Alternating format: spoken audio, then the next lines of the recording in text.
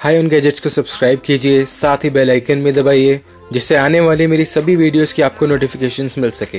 Hello friends, मेरा नाम साकार है और आप देख रहे हैं हाई ऑन गैजेट्स।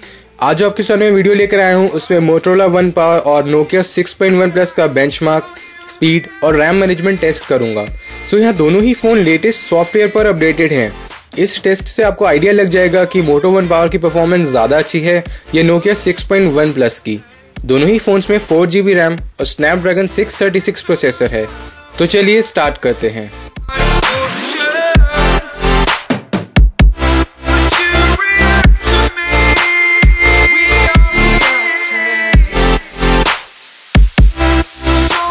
सबसे पहले बेंचमार्क रिजल्ट्स देखते हैं।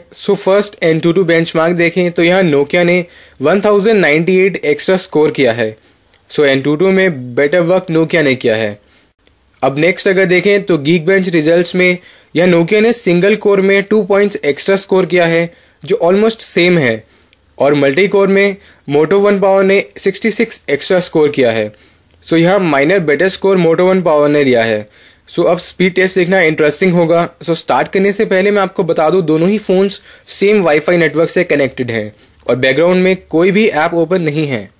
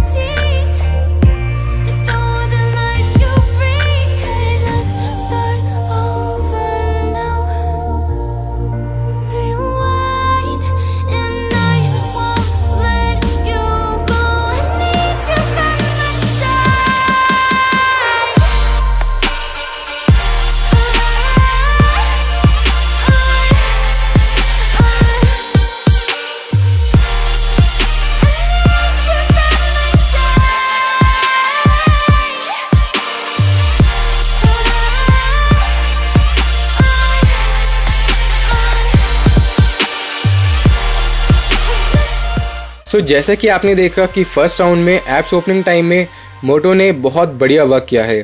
मोटो को 10 पॉइंट्स एक्स्ट्रा मिले हैं और नोकिया को 3 पॉइंट्स मिले हैं। फर्स्ट राउंड का रिजल्ट देखें तो मोटोरोला विनर है। लेकिन क्या ये लीड रैम मैनेजमेंट में भी रहती है या नोकिया बेटर रैम मैनेजमेंट देगा? अब रैम मैनेजमेंट चेक करते हैं।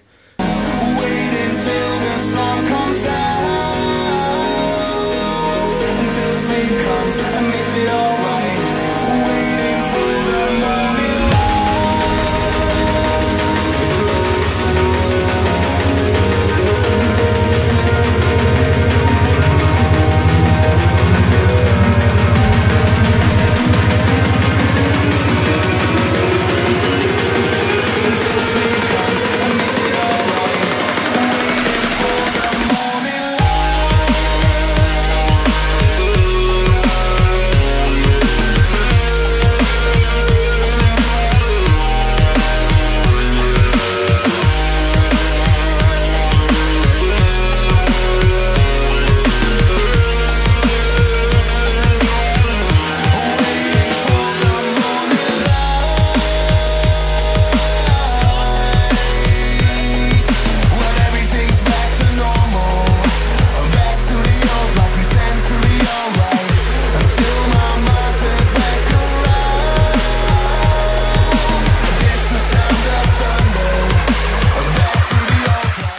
सो रैम मैनेजमेंट में भी क्लियरली मोटोरोला ने बहुत बढ़िया वर्क किया है। फाइनल पॉइंट्स देखें तो मोटोरोला ने 17 पॉइंट्स लिए हैं और नोकिया ने सिर्फ 3 पॉइंट्स लिए हैं और कई जगह दोनों ने टाई किया है।